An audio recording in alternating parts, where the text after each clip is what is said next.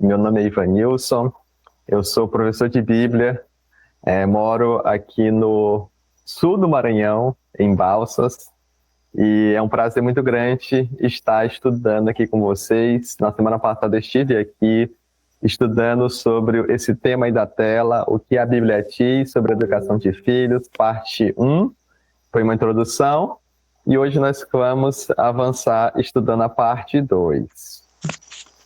Uma breve recapitulação do que nós vimos está aqui na tela. Nós respondemos a pergunta: por que estudar sobre a educação de filhos?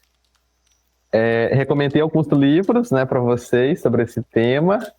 Nós trabalhamos o conceito, a definição de o que é educação, e falamos também sobre esses conceitos, a diferença e as semelhanças entre o conceito secular de educação e o conceito bíblico, e ilustramos os conceitos de educação de filhos na história de Davi e nos eventos que aconteceram na vida de Davi, especificamente relacionados aos seus 4 filhos, né? E foi muito legal. Então, hoje eu quero avançar e iniciando, irmãos, respondendo esta pergunta, né? Semana passada nós vimos que educação, segundo o espírito de profecia, é o desenvolvimento harmônico das faculdades físicas, intelectuais e espirituais. Então, é uma definição que provém do espírito de profecia do livro Educação, da página 13. Então, educação é o desenvolvimento dessas faculdades físicas, intelectuais e espirituais. E ela tem o objetivo de preparar o estudante para o serviço deste mundo, mas também para o serviço na eternidade. Então, eu quero, irmãos, agora trabalhar especificamente sobre o objetivo da educação cristã, ou da educação bíblica, ou da educação verdadeira. E para isso eu vou novamente, né, buscar essa resposta no livro Educação. Então, as palavras aqui do livro Educação, na página 15 e 16, são profundas, são importantes. Diz o seguinte: restaurar no homem a imagem de seu autor, levá-lo de novo à perfeição em que fora criado, promover o desenvolvimento do corpo, espírito e alma, para que se pudesse realizar o propósito divino da sua criação. Tal deveria ser a obra da redenção. Este é o objetivo da educação, o grande objetivo da vida. Então vamos trabalhar essa declaração, esmiuçar essa declaração.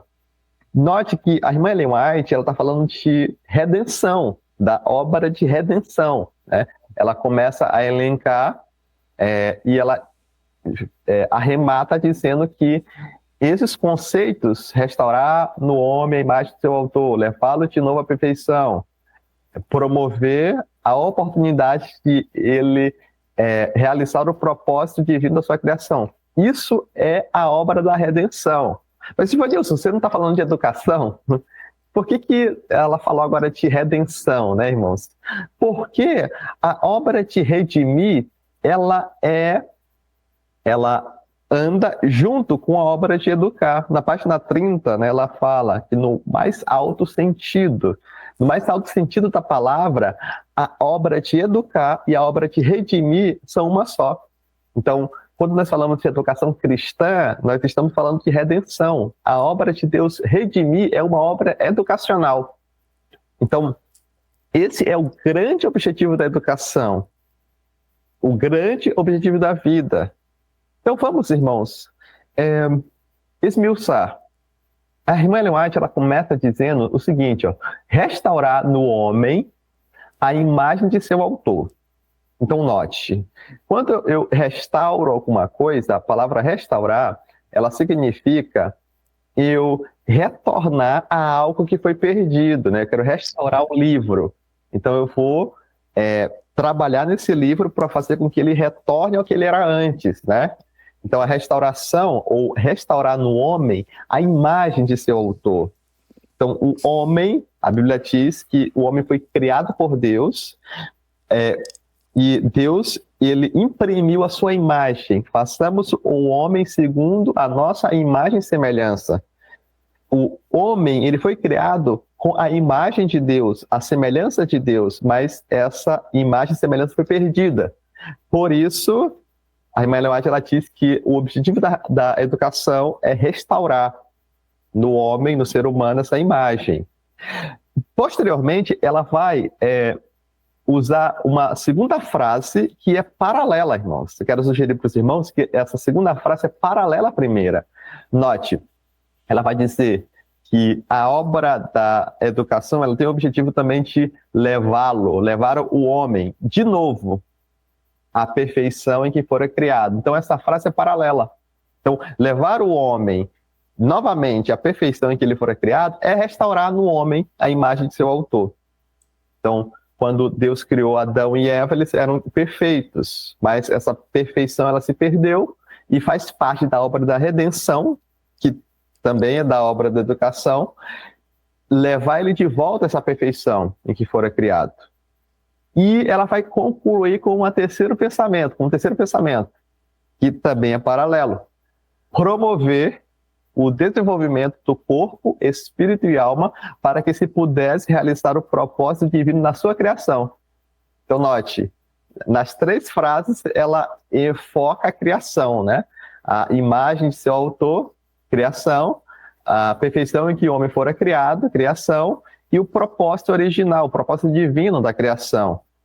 Então, para que o homem ele alcançasse esse propósito que Deus tinha quando ele criou o ser humano, é necessário promover esse desenvolvimento do corpo físico, espírito, mental e da alma ou espiritual. Inclusive, irmãos, essa foi a definição de educação que nós tínhamos, o desenvolvimento harmônico, né? Então, a promoção desse desenvolvimento harmônico do corpo, da mente e do espírito, do espiritual, faz com que nós possamos retornar a esse propósito que Deus quis, né, na criação. Então, note que o processo de redimir o ser humano é um processo educacional. E o grande objetivo da educação cristã é este: fazer com que o homem retorne a ter acesso ao Éden, ok?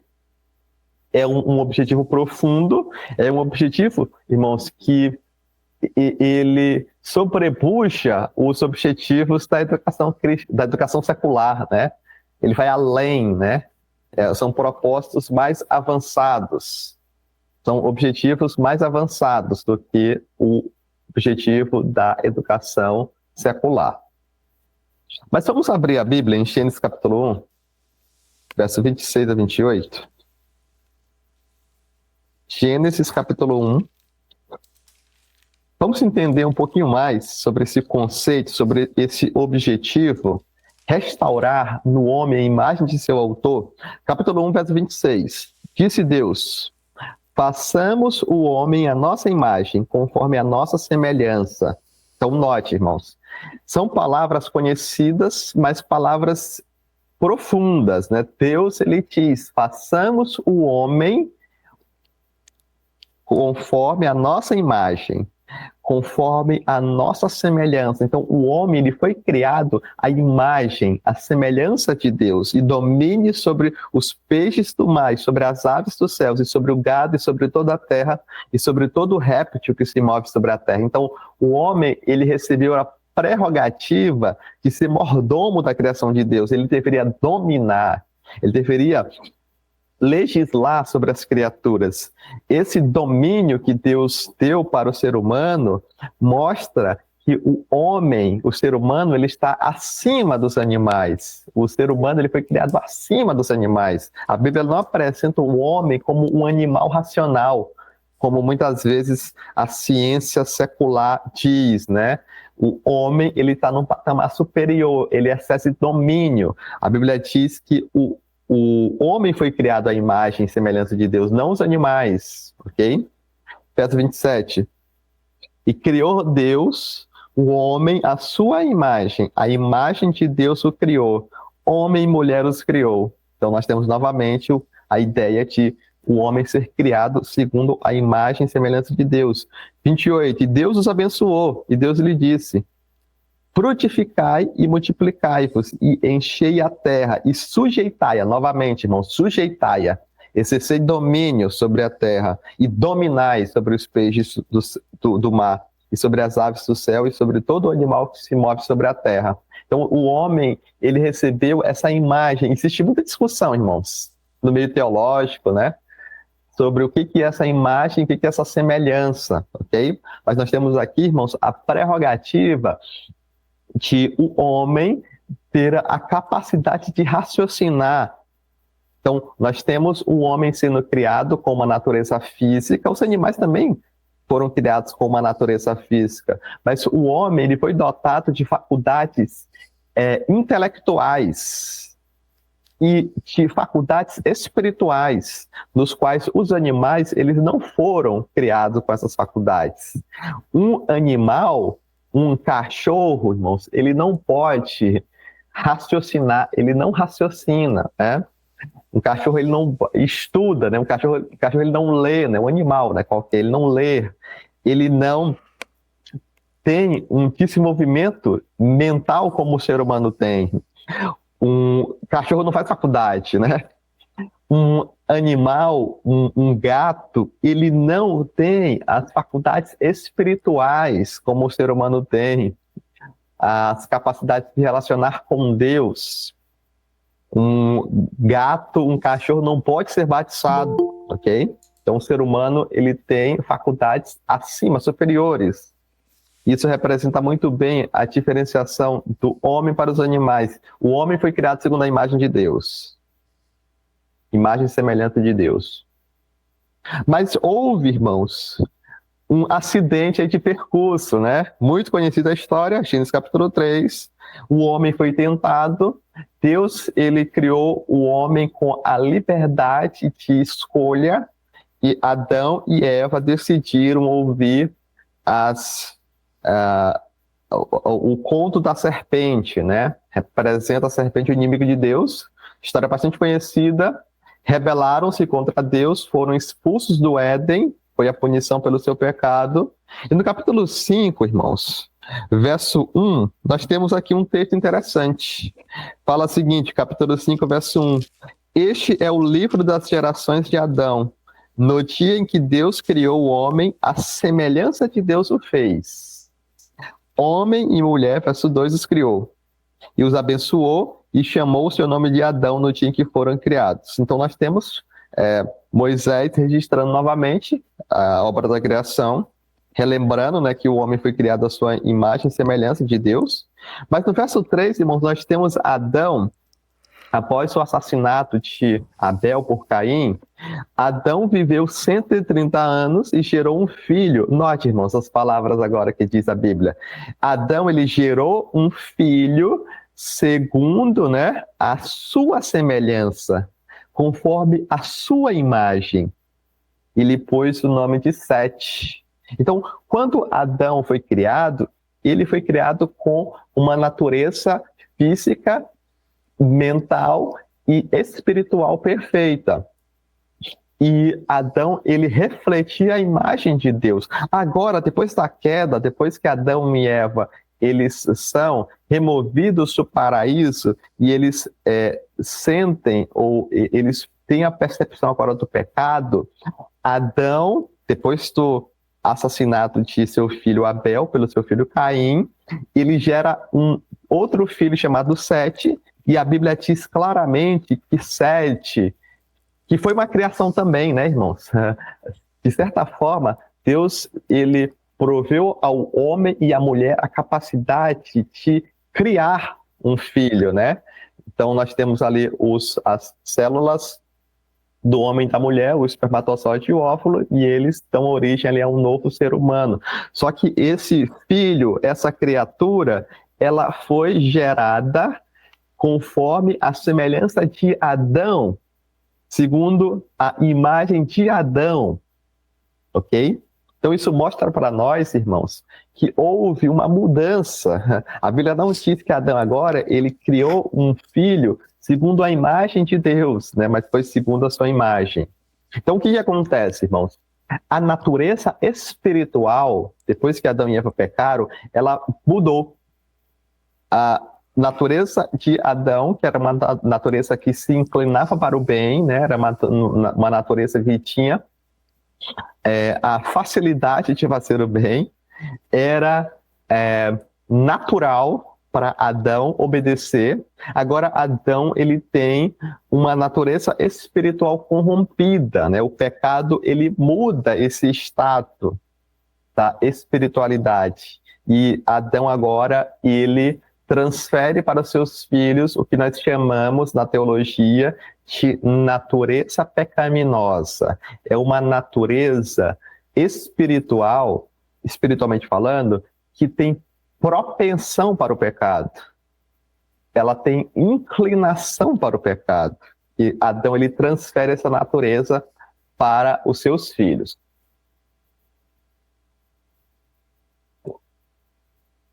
Eu quero, irmãos, agora apresentar para vocês, e eu preciso de muita atenção, é um texto muito importante do Espírito de Profecia. Talvez não seja tão conhecido, mas é um texto muito importante. Diz, irmãos, como é que o pecado ele vai impactar na natureza do homem.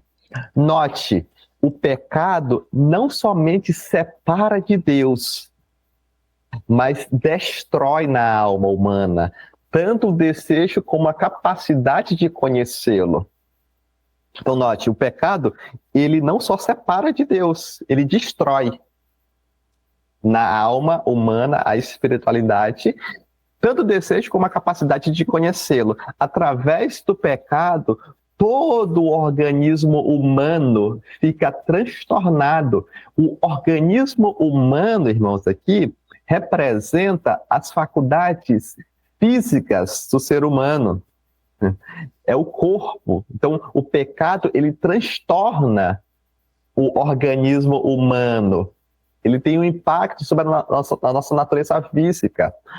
Através do pecado, a mente é pervertida, corrompida a imaginação. Então, note que a mente e a imaginação, que a mente é pervertida e a imaginação corrompida, representam as faculdades intelectuais do ser humano. Então, o pecado, ele perverte, ele corrompe as faculdades intelectuais do ser humano.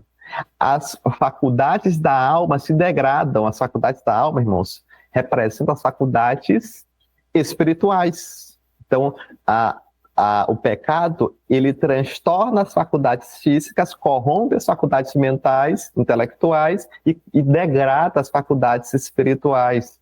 Com o pecado, irmãos, a ausência de religião pura, de santidade de coração. Pecado, inclusive, irmãos, é o contrário de santidade. Então, o pecado, ele destrói a santidade, ele remove a religião pura, a pureza da religião. O poder convertedor de Deus não opera na transformação do caráter. A alma, que aqui a alma representa, irmãos, as faculdades espirituais, fica debilitada. E por falta de força moral para vencer, ela é poluída e aviltada. Irmãos, esse texto aqui, ele é muito profundo, é um dos meus textos prediletos. Então, note que o pecado, irmãos, ele não é apenas uma desobediência e ponto final, não. O pecado, ele tem as suas consequências na própria natureza do ser humano. Quero sugerir para os irmãos nessa manhã, nesse início de manhã, que esse quadro pintado aqui no livro Profetas e Reis representa a perda da imagem e da semelhança de Deus do homem após o pecado. As faculdades do corpo são transtornadas, as faculdades da mente, do espírito, do intelecto são corrompidas e especialmente as faculdades espirituais, elas se degradam. O pecado, irmãos, ele degrada, ele debilita, ele polui, ele alvita as faculdades espirituais da mente. O ser humano, ele se torna cativo. Adão e Eva, que foram criados com as faculdades físicas, intelectuais e espirituais perfeitas, eles tinham o poder de decidir. Eles tinham, irmãos, a prerrogativa de raciocinar e decidir obedecer. Mas agora, Adão e Eva, eles se tornam cativos de Satanás. A espiritualidade é debilitada e agora eles não têm força moral para vencer. O poder de Deus, o poder convertedor, não opera na transformação do caráter. Enquanto Adão e Eva decidissem desobedecer, o poder convertedor de Deus não poderia operar na transformação do caráter. Eles não teriam força moral para vencer. Isso mostra, irmãos, que o pecado, ele não pode ser solucionado apenas com uma... como é que eu poderia dizer? Com uma sentença forense, como a gente fala, né?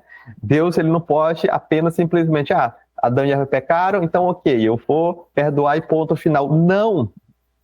Existe consequências, né? Deus, ele não simplesmente fala, Adão e Eva, vocês comeram do fruto proibido, não era para vocês pecaram, mas tudo bem, eu amo vocês, vou dar a minha graça para vocês, eles vão continuar no Éden e ponto final. Não, irmãos. O pecado, ele destrói, ele perverte, ele corrompe, ele degrada, ele debilita, polui, avilta. Deus, irmãos, ele dá a sua graça. Mas essa graça, ela não se resume apenas no perdão do pecado. Uma ilustração, irmãos, que eu poderia usar é a seguinte. Agora, mesmo se Deus perdoasse, e Deus perdoou, né? Mas eu quero ilustrar com um pensamento que é muito comum no meio evangélico, de que a graça de Deus é apenas o perdão. O mundo evangélico, ele crê assim, né? O mundo evangélico, irmãos, eles não acreditam na doutrina do santuário. Por isso que eles creem que a graça de Deus é apenas o perdão. Então, se Deus perdoou Adão e Eva, e eles continuam ali no Éden, mas isso não poderia ser assim, porque agora a própria natureza de Adão era uma natureza corrompida, que estaria associada com Satanás. Agora, Adão, com a sua natureza caída, ele naturalmente teria a tendência de desobedecer. Então, a graça, irmãos, ela representa uma segunda chance. Um conceito muito comum no meio, até no meio adventista do sétimo dia, é que a graça de Deus é o favor imerecido. E é verdade, irmãos, isso não está errado. A graça de Deus é o favor de Deus para o homem que não merece, isso é verdade. Só que esse aspecto, às vezes, oculta o aspecto de que a graça de Deus é uma segunda chance para o homem obedecer. Então, Deus, ele dá uma segunda chance. A graça de Deus não é para rebaixar a norma e dizer, a lei não serve mais. Não, é uma segunda chance para cumprir a lei. Ok? Então, Deus, ele não poderia simplesmente perdoar e dar essa segunda chance, porque agora Adão, ele tem essa natureza totalmente corrompida. É como se fosse o seguinte, irmãos, é como se, vou usar aqui o exemplo do irmão Israel, né? É como se o irmão Israel estivesse me devendo R$1 milhão. E eu falasse, irmão Israel, amanhã é domingo, amanhã eu quero receber o dinheiro que você pegou emprestado. R$1 milhão. Só que o irmão Israel, ele não tem mais esse dinheiro, ele não consegue me pagar. Irmãos, adiantaria eu dar uma segunda chance para ele me pagar na próxima semana? Adiantaria eu dar uma segunda chance para ele me pagar daqui a um mês esse R$1 milhão? Não! Deus, ele não solucionaria o problema do pecado apenas dando uma segunda chance para Adão, porque agora ele não consegue, a natureza dele se perverteu. Então, Deus, ele precisa perdoar, mas ele precisa também dar a capacidade para Adão obedecer, ok? Essa é a graça no seu contexto total, não é só o perdão. Deus, ele perdoa e dá a capacidade de Adão agora cumprir os propósitos dele. Vamos ver isso, né? Gênesis capítulo 3, verso 21. Capítulo 3, verso 21. E fez o Senhor Deus a Adão e a sua mulher túnicas de peles e os vestiu. Então, note, Adão e Eva, eles fizeram quando eles pecaram, né, eles fizeram biquínis, né, tanguinhas de figueira, né? Mas Deus, ele se revelou com a sua graça, né? Deus, ele deu uma segunda chance para Adão, e Deus, ele fez peles de animais, ou vestes, túnicas de peles de animais. Então aqui nós temos a representação, irmãos, da graça perdoadora. Vestes na Bíblia, né? Ela representa a justiça ou o caráter.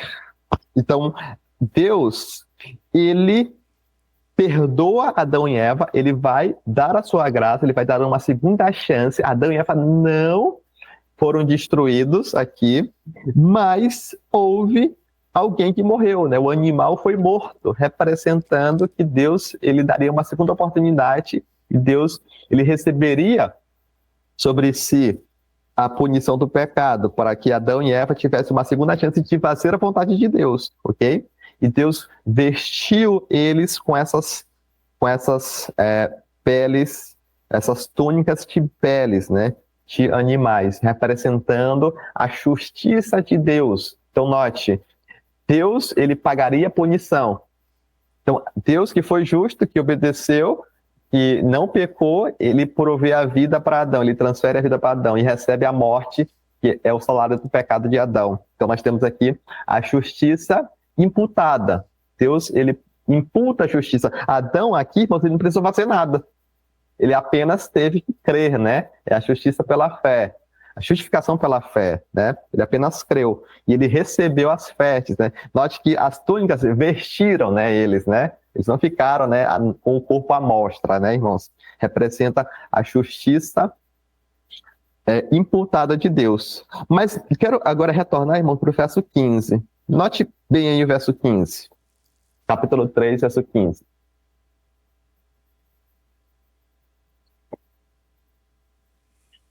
Temos a justiça imputada. E no verso 15 nós temos o seguinte, ó.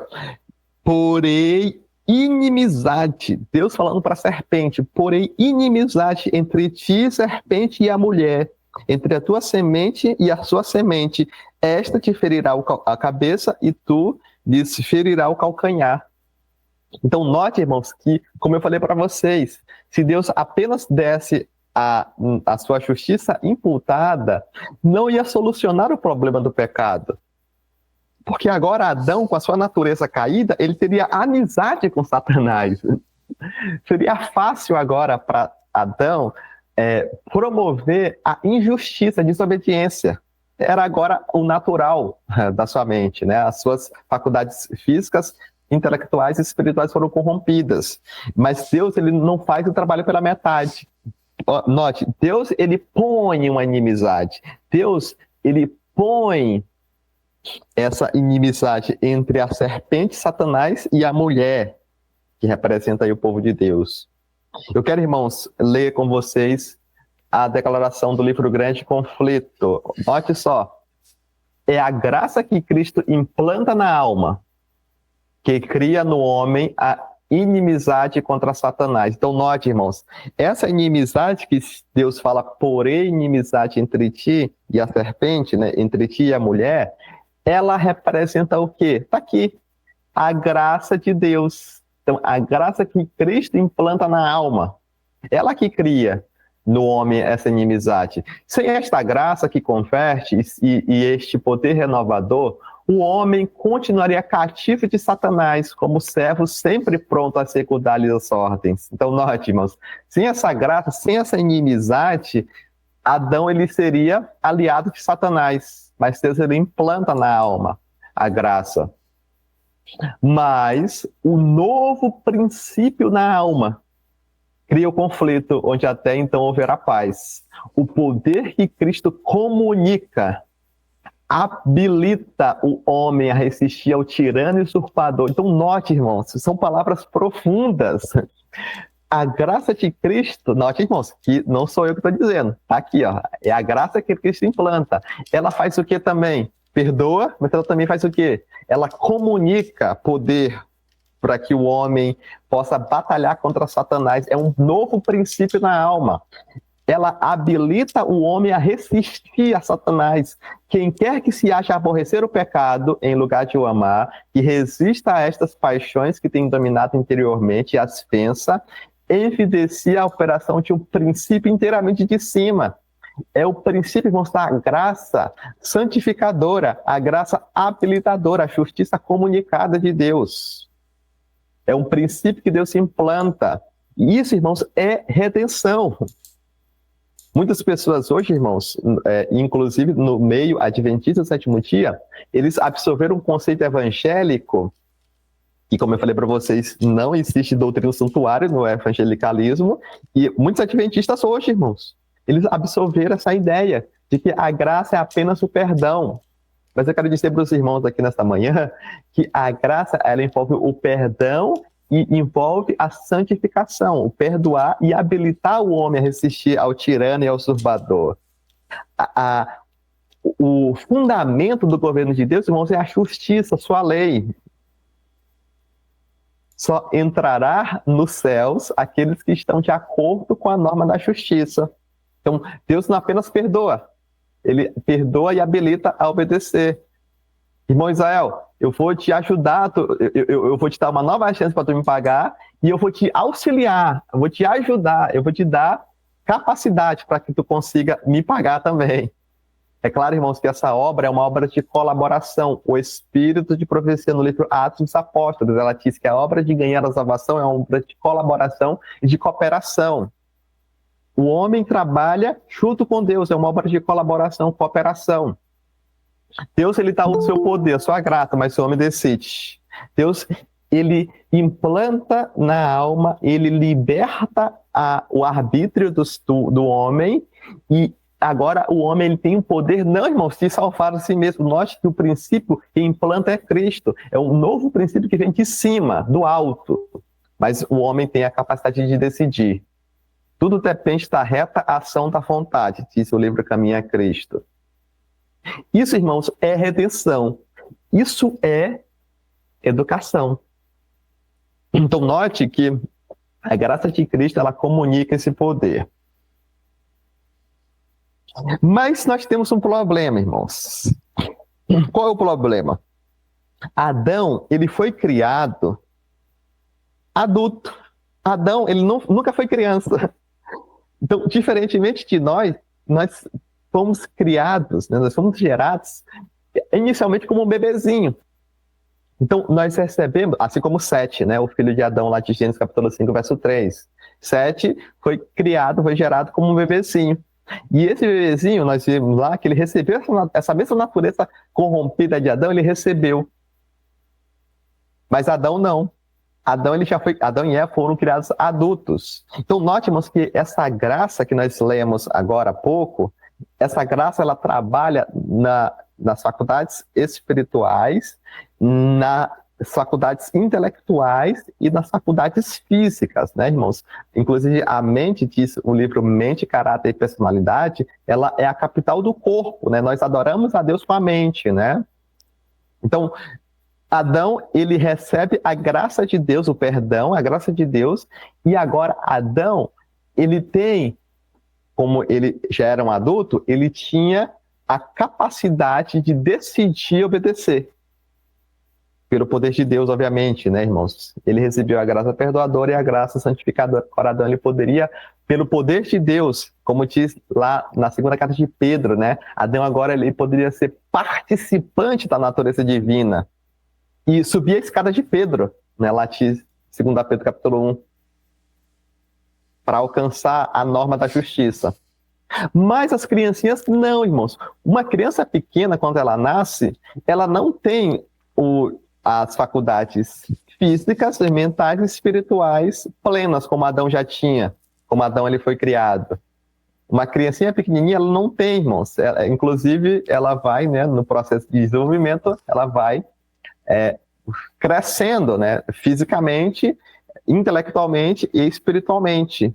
Então, o que acontece? Vamos ler o Salmo 51, verso 5, que ilustra muito bem a natureza da criança. Salmo 51. Esse salmo foi escrito por Davi, e o contexto dele o contexto da semana passada, né, que nós lemos. A história de Davi, do seu adultério, né? Note o que Davi fala no Salmo 51, verso 5. Ele fala assim, ó, eis que em iniquidade fui formado, e em pecado me concebeu minha mãe. Então, esse texto aqui, irmãos, ele é a base bíblica para a gente mostrar que a criança, ela herda a natureza pecaminosa dos seus pais. Então, aquele conceito que Moisés escreveu em Gênesis capítulo 5, verso 3, que Adão, ele transferiu a sua imagem e a sua semelhança para o seu filho, representa essa natureza espiritual corrompida, que tem a tendência, a inclinação para o pecado. Muitas pessoas, inclusive no meio adventista do sétimo dia hoje, infelizmente, né, elas vão dizer que Davi, ele nasceu pecador, mas a Bíblia não diz aqui, irmãos, que Davi não está dizendo que ele nasceu com pecador, que ele nasceu com o pecado original, né? Algumas pessoas falam assim, ó, porque ele fala, ó, eis que em iniquidade fui formado, e em pecado me concebeu minha mãe. Então Davi, ele nasceu pecador, ele nasceu com o pecado original, mas não, irmãos. Davi, ele nasceu com a natureza pecaminosa. Existe uma diferença grande, irmãos, entre natureza pecaminosa e pecado, ok? Note que Davi, ele fala, eis que em iniquidade fui formado, e em pecado. Davi não fala que com iniquidade fui formado, e com pecado me concebeu minha mãe. É diferente, irmãos, em e com, né? Davi, irmãos, o próprio contexto do Salmo. Algumas pessoas falam assim, não, Davi, ele herdou o pecado original. Não, irmãos, Davi, ele não está, no Salmo 51, ele não está falando de pecado original. Inclusive, em Ezequiel capítulo 18, verso 20, fala que o filho não receberá como herança o pecado do pai. A alma que pecar, esta morrerá. O pecado do pai não vai ser transferido para o filho.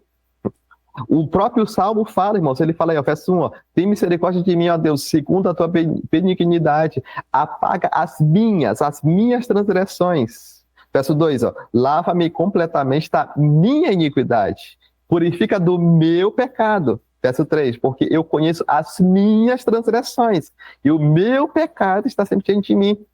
Contra ti somente eu pequei.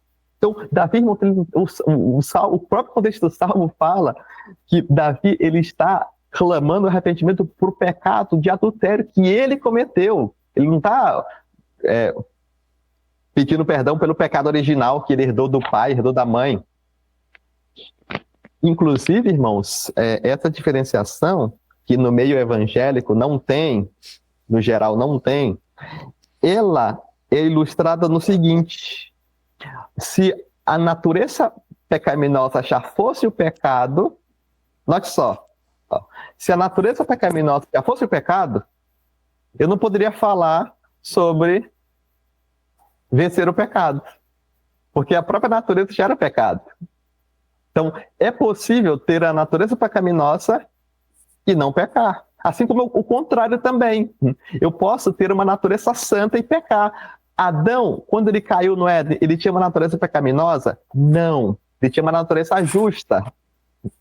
E ele pecou. Lúcifer no céu, do paraíso celestial.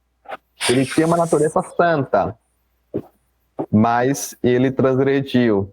Eu estou, irmãos, me demorando nisso aqui porque é importante, ok? A criança, ela nasce com a natureza, ela é da natureza pecaminosa dos seus pais. O Salmo 58, verso 3 também é outro texto que é usado para defender essa doutrina do pecado original. Alienam-se os ímpios desde a madre, andam errados desde que nasceram, falando mentiras, né? Davi novamente falando.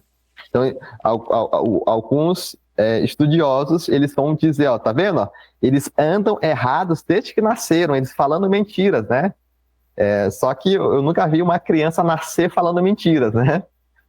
Obviamente, Davi está ilustrando aqui os ímpios que decidiram. A ideia aqui, irmãos, é que é uma hipérbole, né?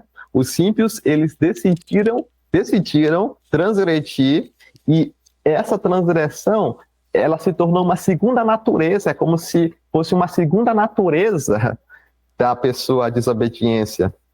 E Davi ilustra esse pensamento dizendo, ó, é como se ele tivesse nascidos com essa natureza. O verso 10 fala aí, o justo se alegrará, capítulo 58, verso 10 dos Salmos.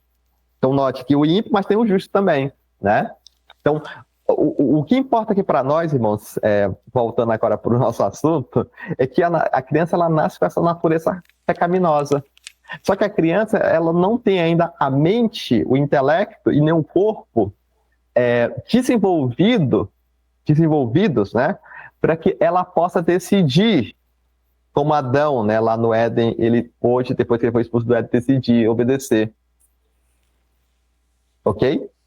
Então a criança ela não tem, uma criança pequena, um bebê, né, uma criancinha pequena, ela não tem o poder de decidir ainda, ok? Mas ela tem uma natureza pecaminosa. E isso, irmãos, vai ser importante porque vai mostrar para nós a necessidade das crianças serem controladas pelos pais. Eu quero agora ir para o Provérbios, capítulo 29.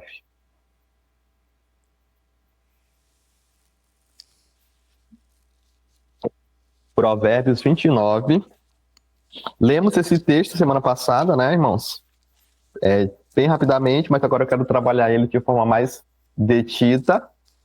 Fala o seguinte, Provérbios 29, 15. Ó, a vara e a repreensão dão sabedoria, mas a criança entregue a si mesma envergonha sua mãe. Então note, irmãos, a vara representa a correção. A repreensão significa a reprovação dos pais. Então, o pai e a mãe, eles devem repreender, reprovar as atitudes erradas dos seus filhos e devem corrigir os seus filhos. Nós vamos falar mais na frente, irmãos, em próximos temas aí dessa série, sobre correção de filhos, ok? Mas uma coisa é certa, a reprovação... Vamos rapidamente ilustrar aqui, né, irmãos? Para não ficar aqui superficial, né? Quando a criancinha pequena, ela faz algo que não deve ser feito, o pai e a mãe devem repreender, devem reprovar. Quando a nossa filhinha pequena, ela sai aqui na nossa casa gritando, nós falamos para ela, ó, não deve gritar. O papai e a mamãe não gritam aqui um com o outro. Você não pode gritar. Isso é uma forma de repreender, de reprovar. Nós, como pais, nós demonstramos para a criança que aquele comportamento não é bom, aquele comportamento não é legal. Então, isso é repreensão, isso é reprovar. Mas existe outro conceito que é a correção, a vara. Quando a criança ela não atende a essa reprovação, ela não atende a essa repreensão e ela continua dando vazão à sua natureza carnal, à sua natureza pecaminosa, e ela se rebela contra a autoridade dos pais, já falamos para você que não pode gritar, e ela continua. Isso caracteriza a rebeldia. E a criança ela vai precisar ser corrigida, okay? Ela vai precisar ser corrigida fisicamente, né? A vara. E aqui fala que a vara e a repreensão dão sabedoria. Então, o pai e a mãe, eles são autoridades na casa para administrar a correção e a reprovação. Então, enquanto a vara e a repreensão dão sabedoria, note, ó, o pai e a mãe controlando o filho. Mas a continuação do verso diz aqui, a criança entregue a si mesma, envergonha sua mãe. Então, o que é uma criança entregue a si mesma, irmãos? É uma criança que não é reprovada, é uma criança que não é ensinada, uma criança que não é repreendida, uma criança que não é corrigida, é uma criança que é entregue a si mesma. Então, a criança, sem esse controle externo, ela vai dar vazão livre à sua natureza pecaminosa. Isso vai trazer vergonha para os seus pais. Então, a criança entregue a si mesma, ela envergonha sua mãe. Então, os pais precisam controlar os filhos. Esse controle, irmãos, é no sentido positivo, ok? Significa, quando eu falo controle, significa reprovar, repreender, ensinar e corrigir os filhos. Existe uma diferenciação, irmãos, entre adestramento de um animal e educação de filhos, né? A educação de filhos não pode ser um adestramento de um animal. A criancinha pequena não é um animal que é adestrado. no adestramento do animal, nós forçamos, né, a vontade, entre aspas, do animal. A criança não. Na verdade, no início, é até assim, né? No início, quando a criança é muito pequena, a gente tem que forçar. Quando a criança é muito pequena, irmãos, ela é junto com o animal. É como o Paulo fala, irmãos, lá para os Gálatas, ele fala o seguinte, ó, que quando o herdeiro ele é pequeno, não tem diferença entre ele e o escravo. O filho do herdeiro, o filho do patrão e o filho do escravo, eles estão debaixo da autoridade do tutor, quando eles são pequenininhos. Mas quando eles crescem, um vira herdeiro e o outro vira escravo. Então é algo parecido aqui, né? Quando a criança é muito pequenininha, ela precisa ser controlada, o controle é muito maior, né? Mas não é um adestramento.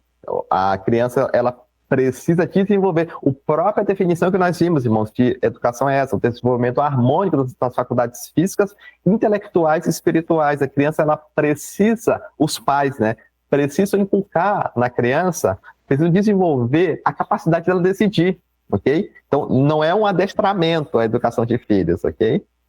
Envolve, né, habilitar essa criança a quando ela entrar na idade da razão, ela decidir por si própria cumprir os propósitos de Deus para ela, ok? Vamos ver Efésios capítulo 6, verso 1 a 4.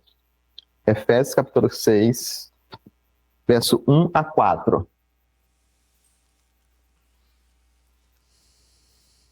Fala o seguinte, verso 1. Paulo fala, vós, filhos, sede obedientes aos vossos pais no Senhor, porque isto é justo. Então, note, irmãos, um verso simples, mas profundo. Paulo fala, vocês, filhos, sede obedientes aos vossos pais no Senhor, porque isto é justo. Isto está, irmãos, de acordo com a justiça. A norma, irmãos, para entrar no céu, a condição da vida eterna é ter um caráter justo. Então, faz parte dessa justiça os filhos obedecerem aos pais. Então, o que acontece, irmãos? Inclusive no verso 2, né? Paulo ele vai claramente dizer, ó, honra teu pai e a tua mãe, que é o primeiro mandamento com promessa, para que te vá bem e vivas muito tempo sobre a terra. Então faz parte da justiça de Deus, da lei de Deus, os filhos obedecerem aos pais. Só que quando a criança é muito pequenininha, ela não consegue obedecer por si só, irmãos. A criança pequenininha, ela não tem ainda as faculdades físicas, e especialmente as faculdades mentais, espirituais, para que ela possa obedecer esse mandamento do capítulo 6, verso 1, sozinha. Então, os pais, eles são esse controle externo. Então, nós, como pais aqui, nós trabalhamos com a nossa filha para que ela possa, desde pequenininha, obedecer esse mandamento. Vós, filhos, sede obedientes. Quando a criança é pequenininha, os pais, irmãos, são esse controle para fazer com que a criança, né, para ensinar a criança, para reprovar a criança, para corrigir a criança, para que ela possa obedecer aos pais. E no verso 4, nós temos Paulo falando agora para os pais, ó, e vós, pais, não provoqueis a ira aos vossos filhos, mas criais no que, irmãos?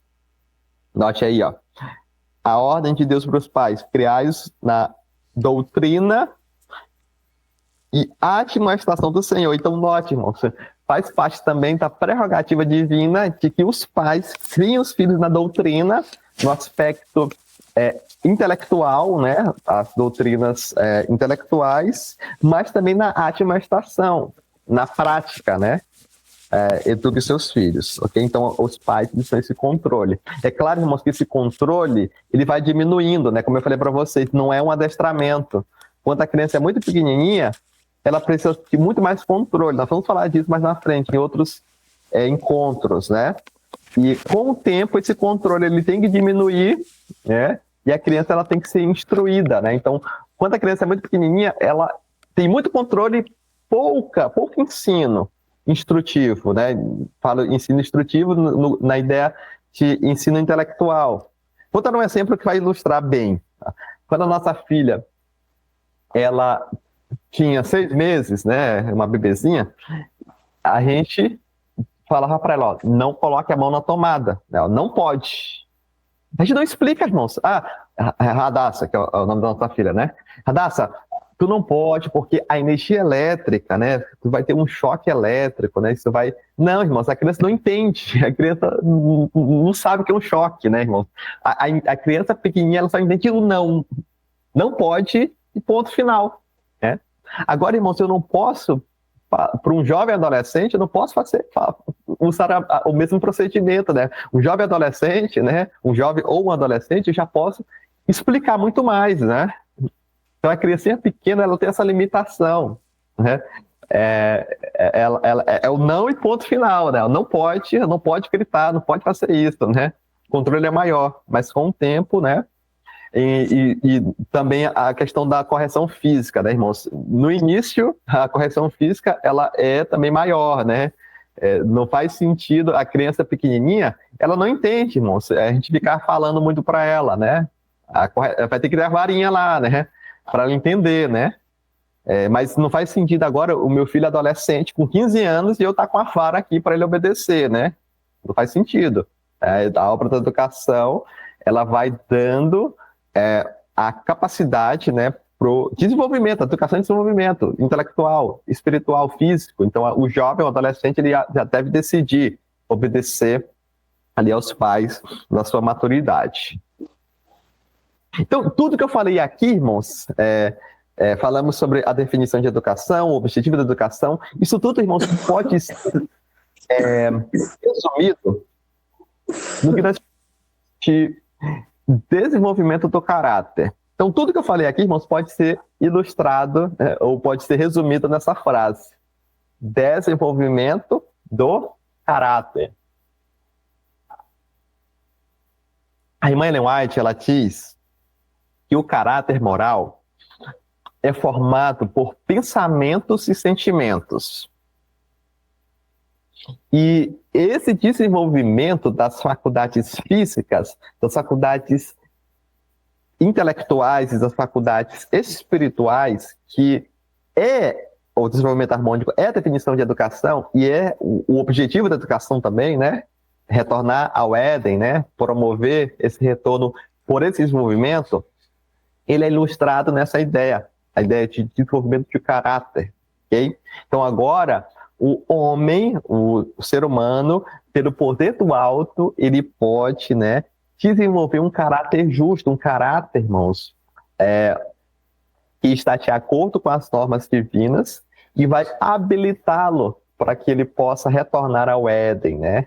É o objetivo da educação, restaurar no homem a imagem de seu autor, levá-lo de novo à perfeição da criação, promover o desenvolvimento do corpo, do espírito e da alma para que ele possa cumprir os propósitos divinos lá na criação. Note que a irmã Ellen White fala no livro Orientação da Criança, né? Ela fala o seguinte, aqui: o caráter formado segundo a semelhança divina. Olha que interessante, irmãos. Um caráter formado segundo a semelhança divina. Então, note que a natureza pecaminosa que a criança nasce, ela não é semelhante à natureza divina, mas é possível formar um caráter segundo a sua semelhança divina. Por inimizade, a graça perdoadora, a graça santificadora. Então, esse é o único tesouro que podemos levar deste mundo para o futuro. Aqueles que nesta vida estão sob a instrução de Cristo levarão consigo para as mansões celestes todo aprendizado divino. E nos céus, devemos prosseguir continuamente. Que importância tem, pois, o desenvolvimento do caráter? Então, irmãos, esse caráter é o que nós levaremos para o céu.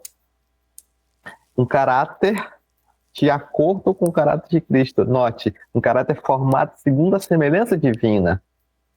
Nós precisamos, irmãos, inculcar em nossos filhos esse tipo de caráter. Jamais foi confiado aos mortais trabalho mais elevado do que a formação do caráter. A resistência do caráter consiste de duas coisas: força de vontade e domínio de si mesmo. Então, note, irmãos, a resistência do caráter, um caráter forte, ele consiste de dois pilares: a força de vontade, tudo depende da reatação da vontade. A vontade, irmãos, é o poder do homem, é o poder de decidir e o domínio de si mesmo. Uma criancinha pequena, irmãos, uma criancinha pequena, ela não tem força de vontade, ela não tem domínio dela mesma. Então, os pais, eles vão ser esse controle externo para adestrar a criancinha? Não. Para desenvolver nela a força de vontade e o domínio de si mesma. Muitas pessoas, irmãos, até no meio adventista, hoje, eles têm o entendimento de que a disciplina, a correção física, não pode, né? Eu já vi, inclusive, irmãos, em literatura, infelizmente, irmãos, eu já vi em literaturas nossas esse conceito, né? Um conceito da pedagogia ou da psicologia moderna, de que a vara e a repreensão trazem traumas, trazem problemas psicológicos, né? É contra, né, a desenvolvimento, né? Mas a Bíblia fala que a vara e a repreensão dão sabedoria. E esse pensamento é terrível, porque pais e mães hoje não disciplinam mais os filhos. E esse pensamento dos modernos, irmãos, ele é baseado na ideia seguinte, de que a disciplina, ela vai destruir a vontade da criança. Que a disciplina, ela está oprimindo a criança, que a criança, ela deve dar livre vazão à sua natureza. Mas nós vimos, irmãos, que a criança entrega a si mesma e envergonha sua mãe, né? Mas é esse pensamento de que a disciplina, ela mina, ela tolhe a capacidade da criança de desenvolver as suas faculdades mentais, né? Mas é justamente o contrário, irmãos. A disciplina, a correção, a reprovação e a repreensão não são, irmãos, para tolher, né? Não é para humilhar, irmãos. Infelizmente, irmãos, muitos pais, inclusive no meio do povo de Deus, eles têm esse conceito errado e eles acreditam, irmãos, que a disciplina é para forçar a criança, né? Para humilhar a criança, para mostrar quem tem autoridade, né? Aí o pai grita com o filho, a mãe grita com o filho. No livro Orientação da Criança diz que os pais não devem gritar com os filhos. Isso mostra, irmãos, que os pais não têm resistência de caráter, porque eles deixaram que as paixões baixas sobrepujassem as faculdades superiores da mente. É assim que acontece, irmãos, no mundo e no meio do povo de Deus. O pai, ele fala, ó, não pode fazer isso. A criança não obedece. O que o pai faz? Não pode fazer isso. E a criança não obedece. Aí a mãe fala, não pode fazer. Aí a voz vai aumentando, né, irmãos? Não pode fazer isso. Se você vai apanhar. Aí a criança continua dando vazão para sua natureza carnal, desobedecendo. Aí a mãe vai lá, pega pela orelha, puxa e bate no filho com raiva, né? Então, os pais dão vazão à sua natureza carnal, né? A sua disciplina, entre aspas, dos seus filhos. Mas não deve ser assim, irmãos. A disciplina, a correção, a reprovação e a repreensão são justamente, irmãos, para isso aqui, ó, para desenvolver a força de vontade da criança e o domínio de si mesma. É para ensinar a criança a se dominar. A criancinha pequena, irmãos, ela é corrigida para que ela aprenda a força de vontade e o domínio de si mesma. A sua natureza pecaminosa, irmãos, vai levá-la a desobedecer, a satisfazer os seus desejos carnais, como Aminon. Só que o pai e a mãe devem contrabalancear essa natureza pecaminosa, instruindo, corrigindo, reprovando e repreendendo. Então, a varinha ali, irmãos, é incentivo para a criança dominar a si mesma. Então, não deve ser a vara, ela não deve perdurar, irmãos, até o final da educação dos filhos, né? Ela deve ser esse incentivador, né? Para que a criança entenda que aquele procedimento não faz bem, não é a vontade dos pais nem de Deus que ela faça aquilo ali, e ela desenvolva a vontade própria, né, e domine, né, a si mesma. Muitos jovens confundem paixões fortes e não controladas com firmeza de caráter, isso que é muito comum hoje. As pessoas falam assim, não, fulano ele tem a personalidade forte, né? Então, ela confunde, né, personalidade, mas ela está falando do caráter, né? Fulano tem a personalidade forte, ele fala mesmo, ele fala na cara, né? Ele dá vazão às suas paixões, né? Ele não tem como controlar. E as pessoas dizem que isso é firmeza de caráter. Mas não. A verdade, porém, é que aquele que é regido por suas paixões é um fraco. A verdadeira grandeza e nobreza do homem medem-se por sua capacidade de vencer os próprios sentimentos, e não pela capacidade desses sentimentos para vencê-los. O homem mais forte é aquele que, conquanto sensível à ofensa, restringe ainda a paixão e perdoa os inimigos. Então nós precisamos, irmãos, ensinar os nossos filhos desde pequeno, irmãos, a restringir as paixões, porque aquele que é regido por suas paixões é um fraco. E essa obra, irmãos, ela começa desde quando a criança nasce, desde pequenininho. Nós estamos impressionando a criança com esse tipo de caráter, um caráter regido pelas faculdades superiores, né? Desenvolvimento da força de vontade e o domínio de si mesma, não deixando que a natureza pecaminosa sobressaia, mas pelo poder de Deus, dominá-la. Vamos, irmãos, ler 1 Samuel, são os últimos textos, né, dessa manhã. Eu quero ilustrar, irmãos, esse desenvolvimento do caráter na história de Eli. 1 Samuel, capítulo 2. Eli, irmãos, ele teve 3 filhos, né, a Bíblia fala. 2 filhos naturais, Ofni e Finéias, capítulo 2, verso 12, né? Ele teve um filho adotivo, né? Um filho adotivo chamado Samuel. Era filho de Ana, Elcana. E Ana fez o compromisso, né, de fazer com que Samuel fosse servo, né, no templo, no santuário, no tabernáculo. Capítulo 2, 1 Samuel, verso 12. Note só, irmãos, capítulo 2, verso 12. Eram, porém, os filhos de Eli, filhos de Belial, não conheciam o Senhor. Irmãos, que verso terrível. Olha isso aqui, irmãos. Os filhos de Eli, quem era Eli? Eli era o sumo sacerdote. Os filhos de Eli eram filhos de Belial. Quem era Belial, irmãos? Essa palavra Belial, muitos associam com Satanás. E não é errado, irmãos. A gente pode associar Belial com Satanás, mas originalmente, a expressão filhos de Belial significa que eles eram à toa, né? Eles eram vadios, né? A palavra vadios, vagabundos, né? Eles eram à toa, né? Eles vagavam, né? Por aí, e eram os filhos do sumo sacerdote, né? Eles eram filhos de Belial. E falam que eles não conheciam o Senhor. Então nós, irmãos, aqui nós temos um verso que mostra muito bem o fracasso de Eli na educação de seus filhos.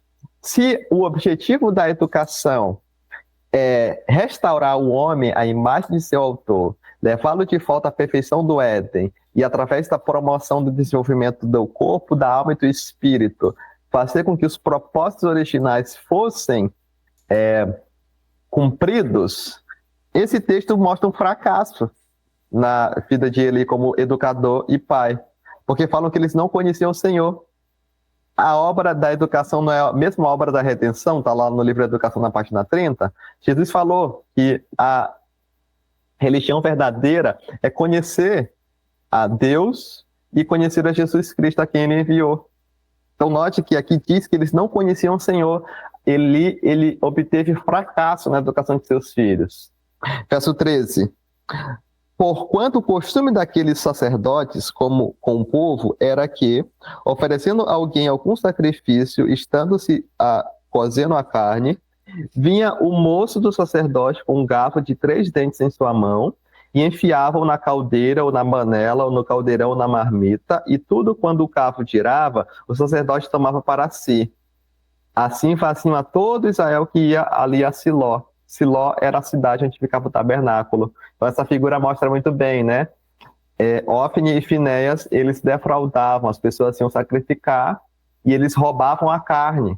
Verso 15, ó. Também, antes de queimarem a gordura, vinha o moço do sacerdote e dizia ao homem que sacrificava: dá essa carne para assar ao sacerdote, porque não receberá de ti carne cozida, mas crua. E o adorador falava o seguinte, ó, dizendo-lhe o homem: calma lá, ó, queime-se primeiro a gordura de hoje, depois toma para ti quanto desejar a tua alma.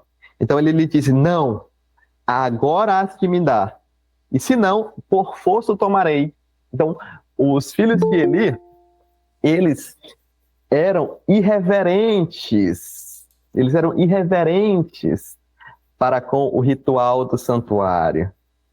Eles não tinham, irmãos, a mínima reverência ali com o símbolo, as insígnias sagradas. Eles roubavam a carne, tomavam a força, oprimiam os adoradores. Olha o verso 17. Era, pois, muito grande o pecado destes moços perante o Senhor, porquanto os homens desprezavam a oferta do Senhor. E nós temos, irmãos, aqui um perigo muito grande. Ofni e Finéias, eles eram filhos de Eli, o sumo sacerdote. Eles foram criados na igreja, irmãos. Eles foram criados ali no templo. Mas eles tinham um caráter pervertido, um caráter de filho de Belial, não conheciam o Senhor. Irmãos, ter os filhos na igreja, eu sou adventista de berço. Irmãos, isso não implica necessariamente tu ter um caráter igual ao de Cristo. Meu filho, ele participa da escola sabatina. Ele vai lá na frente cantar. Isso, irmãos, não é errado e não é pecado, mas isso não garante. Ofni e Finéias, eles faziam tudo. Eles foram criados, irmãos, naquele cenário ali do santuário, mas eles desenvolveram um caráter contrário à norma da justiça. Capítulo 2, agora vamos ler o verso 22 até o verso 26. Mas antes, irmãos, vamos ler o verso 18. Ó. O verso 18 fala aí, ó. Olha o contraste. Os filhos de Eli, eles não desenvolveram as faculdades físicas, mentais e espirituais. Note, eles eram intemperantes. Eles iam lá e comiam a carne. Intemperantes, irreverentes. Não obtiveram o desenvolvimento físico. Eles não obtiveram o desenvolvimento intelectual. Eles não respeitavam, vamos falar ali, o cenário do santuário. Eles não conheciam o Senhor, não tinham desenvolvimento espiritual. Mas Samuel, olha o verso 18, ó, porém Samuel ministrava perante o Senhor, sendo ainda jovem, vestido com um éfode de linho. Então Samuel, ao contrário dos filhos de Eli, ele foi educado por sua mãe e seu pai, né? Ana e Elcana, eles eram um casal piedoso, eles se preocuparam, irmãos, com a educação religiosa de seu filho, eles inculcaram as verdades da palavra de Deus desde pequenininho, repreendendo, reprovando, ensinando e corrigindo. Capítulo 2, verso 22. Era, porém, isso é importante, irmãos. Nosso tempo está avançado, irmãos, mas eu peço aí paciência que eu vou concluir já, né? Estou encaminhando para o final, né? Era, porém, verso 22, era, porém, Eli, já muito velho, e ouvia tudo quanto seus filhos faziam, a todo Israel, de como se deitavam com as mulheres, que em bando se ajuntavam à porta da tenda da congregação. Então, note que eles também, irmãos, se prostituíam, os filhos de Eli. Terrível. 23. E disse-lhes, olha o que Eli falou para os seus filhos. Por que fazeis tais coisas? Pois ouço de todo este povo os vossos malefícios. O povo, meus filhos, o povo está vindo aqui reclamar de vocês. Verso 24. Não, filhos meus, porque não é boa esta fama que ouço. Vocês estão fazendo o povo transgredir. Eli, irmãos, ele tinha plena consciência dos malefícios. Ele olhava, irmãos, ali, ele sabia que os filhos eram ímpios. Ele ouvia as reclamações, o povo ia reclamar, Eli, o que está acontecendo? Verso 25, ó. Pecando homem contra homem, os juízes o julgarão. Pecando, porém, o homem contra o Senhor, quem rogará por ele? Mas os filhos de Eli, não ouviram a voz de seu pai, porque o Senhor os queria matar. Mas Samuel, verso 26, o jovem Samuel ia crescendo, irmãos. Olha, crescimento. A obra da educação, irmãos, é uma obra de desenvolvimento, crescimento. O jovem Samuel ia crescendo e fazia-se agradável. Assim para com o Senhor, ou seja, um caráter de acordo com a norma divina. Como também para com os homens. Então, enquanto os homens, eles olhavam para os filhos de Eli e viam, né, impiedade, iam reclamar para Eli, quando eles olhavam para Samuel, eles se agradavam, porque eles viam uma criança, irmãos, que representava o caráter de Cristo. Aí vocês podem falar o seguinte: poxa, mas a culpa não é de Eli, né? Eli repreendeu, né? Tá aqui, ó. Eli falou, ó, meus filhos, ó, vocês estão fazendo errado, ó, não pode, não é assim. Mas será, irmãos? Será que ele repreendeu mesmo, né? Olha o que aconteceu. No verso 29, nós temos uma profecia. Deus levantou um profeta. Esse profeta falou para Eli o seguinte, ó, verso 29, ó: por que pisastes o meu sacrifício e a minha oferta de alimentos, que ordenei na minha morada, e honras a teus filhos mais do que a mim, para vos engordastes do principal de todas as ofertas do meu povo de Israel? Deus faz uma pergunta retórica para Eli. Eli, por que tu pisou no meu sacrifício, nas minhas ofertas de alimento? Irmãos, não tinha sido Eli que tinha feito isso. Eram seus filhos que faziam isso. Porque engordastes do principal de todas as ofertas do meu povo. Não era Eli, irmãos, que roubava a carne, eram os filhos de Eli. Mas Eli, irmãos, ele não reprovou, ele não repreendeu, ele não fez nada. Ele falou ali, mas não fez nada. Eli, irmãos, ele era o sumo sacerdote. Ele mandava no templo, no santuário, irmãos. Ali era o tabernáculo ainda, né? Eli, irmãos, ele deveria demitir, ele deveria, irmãos, remover Hófni e Finéias do ministério sagrado. Ele só falou, ó, não façam isso, meus filhos, não é bom. Ele deveria, irmãos, ter uma atitude, ó, vocês estão demitidos e reprová-los publicamente pelo seu pecado público e puni-los. Mas ele não fez isso. E Deus fala que ele estava honrando mais a seus filhos do que a ele. Uma profecia muito forte. Mas no capítulo 3, irmãos, o próprio Samuel recebe uma profecia. Eu quero ler com vocês, verso 11. E disse o Senhor a Samuel, capítulo 3, verso 11: eis que eu vou fazer uma coisa em Israel, a qual todo que ouvir lhes tinirão ambos os ouvidos. Naquele mesmo dia suscitarei contra Eli tudo quanto tenho falado contra a sua casa, e começarei e acabarei. Verso 13. Porque eu já lhe fiz saber que julgarei a sua casa para sempre, pela iniquidade que ele bem conhecia, porque, fazendo-se os seus filhos execráveis, não os repreendeu. Portanto, jurei à casa de Eli que nunca jamais será expiada a sua iniquidade, nem com sacrifício, nem com oferta de alimentos. Então, note, irmãos, Deus novamente ele usou um profeta no capítulo 2 e o próprio Samuel no capítulo 3. Eli, eu trarei juízo contra ti, contra a tua casa, porque tu conhecia, ele conhecia, irmãos, a transgressão, a iniquidade dos seus filhos, e ele não os repreendeu.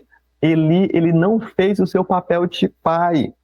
Eli era um pai transigente, amando, olha só, irmãos, amando a paz e a comodidade. Não exercia sua autoridade para corrigir os maus hábitos e paixões de seus filhos. É difícil, né? É mais cômodo, né? Deixa as criancinhas fazerem o que elas querem, né? Ou então hoje, irmãos, mudou, né? Hoje o pai e a mãe têm um celular, né? Ou põe na frente da televisão, né? Coloca a galinha pintadinha, né? E a criança... isso traz paz, isso traz comodidade, né, irmãos? Ou então coloca, né, na creche integral, né? Coloca a criança às 7 horas da manhã e busca só 5 horas da tarde, né? É mais cômodo, traz paz, né, irmãos? Mas ele foi repreendido. Em vez de contender com eles, ou castigá-los, ele submetia-se à sua vontade e os deixava seguir seu próprio caminho. Ele recuou deste dever porque o mesmo implicava contrariar a vontade de seus filhos e tornaria necessário puni-los e repudiá-los, sem pensar as consequências terríveis, né, terríveis consequências que se seguiriam à sua conduta. Ele condescendeu com seus filhos no que quer que desejassem e negligenciou a obra que os habilitar para os serviços de Deus e para os deveres da vida. Irmãos, a educação, ela é um conflito. Vai ter contenda, vai ter conflito, vai ter luta. Quero dizer para os irmãos que se vocês são pais e não existe um conflito com os filhos, se a vontade dos pais não conflita com a vontade dos filhos, existem duas possibilidades. Primeira, se não tem esse conflito, irmãos, entre pais e filhos, primeiro, ou esses pais não estão educando, que é talvez seja o ponto que explique isso, essa falta de conflito, ou os filhos já foram educados. Irmãos, o processo de educação é um processo de conflito. Os pais, a vontade dos pais, vai conflitar com a natureza carnal da criança. É um conflito.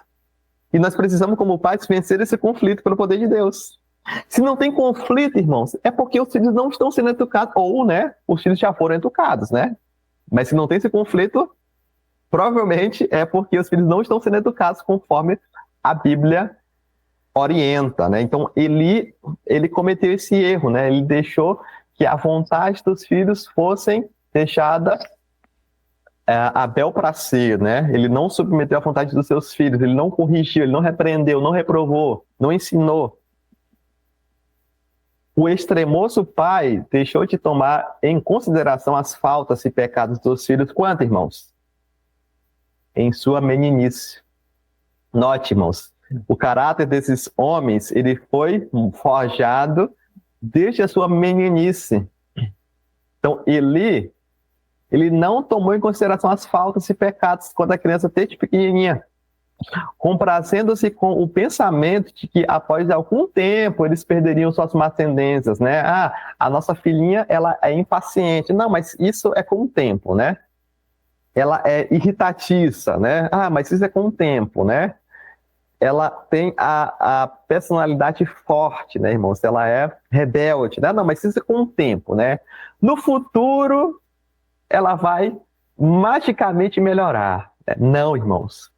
Hoje, irmãos, nós precisamos repreender, reprovar, ensinar e corrigir. Muitos estão hoje a cometer erros semelhantes, alimentam nos filhos as más tendências, insistindo nessa desculpa. São muitos novos, né, para serem castigados. Esperemos que fiquem mais velhos, né, e possamos entendermos com eles, né. Mas não, irmãos. Uma criança, irmãos, que não é reprovada, que não é castigada, que não é reprimida, é como uma criança sem fraldas, né? Já pensou, irmãos, criar um filho sem fraldas? Criar uma criancinha pequena sem fraldas. A criança pequena, ela não consegue ter o controle do defecar ou do urinar. Então, a fralda, irmãos, é esse controle externo das fezes, né, da urina. Uma criança que é educada sem fralda, uma hora, irmãos, vai tornar-se desagradável. E a coisa vai ficar feia, né? Assim, os maus hábitos são deixados a se fortalecer. Note bem, o pai e a mãe não corrigem desde pequeno, não repreende, não reprova, e esses maus hábitos, essa impaciência, essa irritabilidade, essa rebelião, a criança pequenininha, ela vai se fortalecendo e vai se tornando uma segunda natureza. Os filhos crescem sem sujeição, ou seja, eles não obedecem mais os pais, eles não têm mais respeito pelos pais, pela autoridade paterna. Muitos pais, irmãos, eles não repreendem, não corrigem, não reprovam os filhos querendo ganhar o respeito, mas isso acontece ao contrário. Quando os pais não exercem a sua autoridade, eles pedem o respeito pelos filhos, com traços de caráter que são para eles uma maldição por toda a vida e que podem reproduzir-se em outros. Então, a colheita, irmãos, desse procedimento errado, é um traço de caráter que está em desarmonia com a legislação divina. Eu quero, irmãos, finalizar perguntando para vocês: que tipo de caráter que nós vamos moldar em nossos filhos? O caráter igual ao de Ofni e Finéias, que a Bíblia diz que eles eram filhos de Belial, não conheciam o Senhor. Ou o caráter do jovem Samuel, que fazia-se agradável para com o Senhor e para com os homens. Irmãos, só tem dois tipos de caráter. Ou nós moldamos o caráter de nossos filhos pelo poder de Deus, como o jovem Samuel, fazendo-se agradável para com o Senhor e para com os homens, ou nós não educamos e nossos filhos vão formar o caráter de Ofni e Finéias, filhos de Belial, que não conhecem o Senhor. Que tipo de caráter, irmãos, nós vamos moldar? A história de Eli e seus filhos, irmãos, mostra muito bem a realidade de que o que gera um tolo, para a sua tristeza o faz. E o pai do insensato não tem alegria. Eli, irmãos, ele,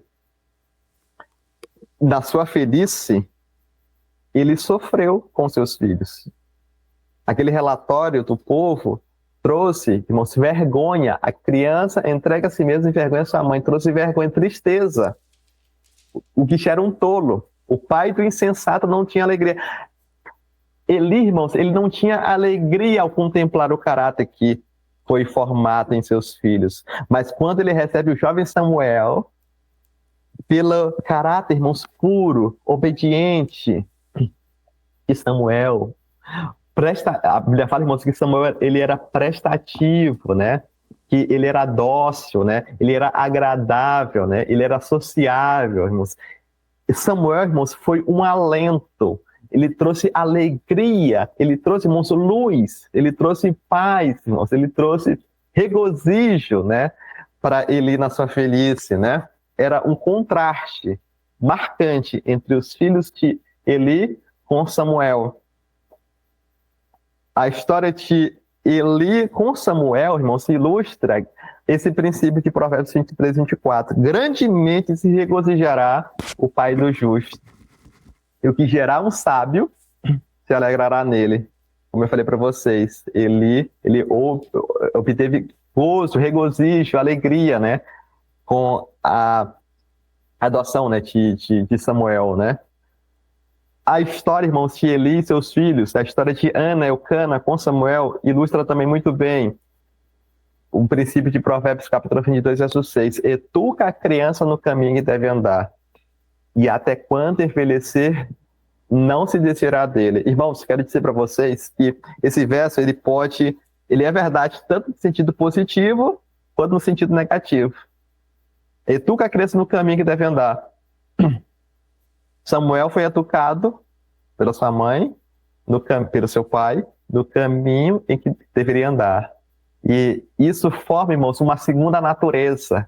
Uma natureza que vai ter gozo, alegria em obedecer os pais. Uma natureza que trará gozo e alegria ao obedecer a Deus. A nossa filhinha pequena, irmãos, nós usamos esses métodos da Bíblia para educá-la.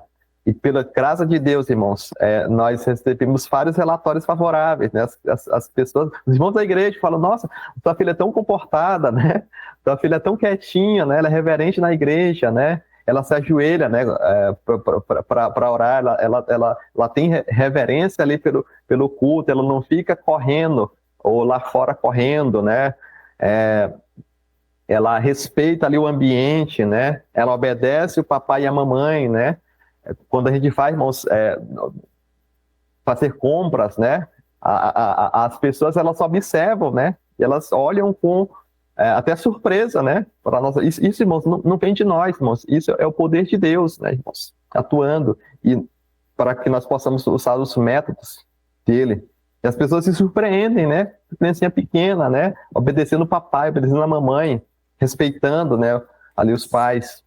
Mas o contrário também serve, irmãos. A criança, quando ela é educada no caminho errado, a tendência é que quando ela envelhecer, como os filhos de Eli, elas também se andem, né, enveredem por esse caminho. É claro, irmãos, que quando houver graça, haverá a possibilidade de restauração, mas naturalmente, o fluxo natural é esse. O caminho que a criança aprende na infância é o que ela vai levar para a sua maturidade. Que Deus, irmãos, nos dê o poder do alto, para que nós possamos, pelo poder dele, educar crianças no caminho que devem andar e formar caráteres igual ao de Cristo. Quero orar com os irmãos, convido a ajoelhar aqui comigo para orarmos.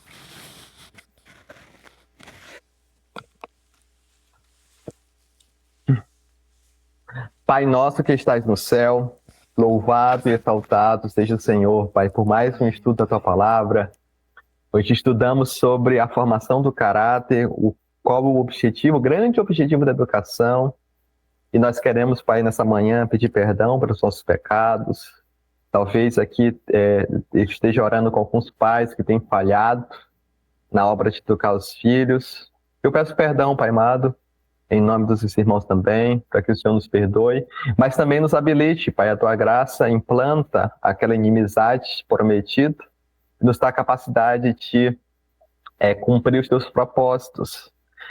Colocar em prática, Pai, esse tipo de educação é uma obra de colaboração e cooperação contigo. Nós pedimos o poder do Espírito Santo para nos conduzir, para que nós sejamos força moral, para que nós não caiamos no pecado de Eli, o pecado da transigência. Era muito mais cômodo, era muito mais pacífico ele deixar que os seus filhos, desde a sua meninice, dessem vazão aberta às suas paixões carnais. E é muito mais cômodo também hoje, Pai. Mas nós pedimos poder do alto para que nós possamos reprovar, repreender, ensinar e corrigir nossos filhos.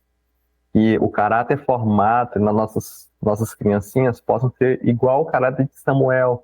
Ele ia crescendo e se desenvolvendo física, espiritual e mentalmente. Ele obteve, Pai, ali o relatório de que ele vai ser agradável para com o Senhor e para com os homens. Que possamos, Pai, acreditar, crer, que o Senhor operará por meio de nós, por meio dos pais, e que ao educar os nossos filhos no caminho que o Senhor escolheu, quando eles envelhecerem, eles continuarão nesse caminho, trilhando esse caminho. Nos ajude, nos guarde, nos dê um bom sábado.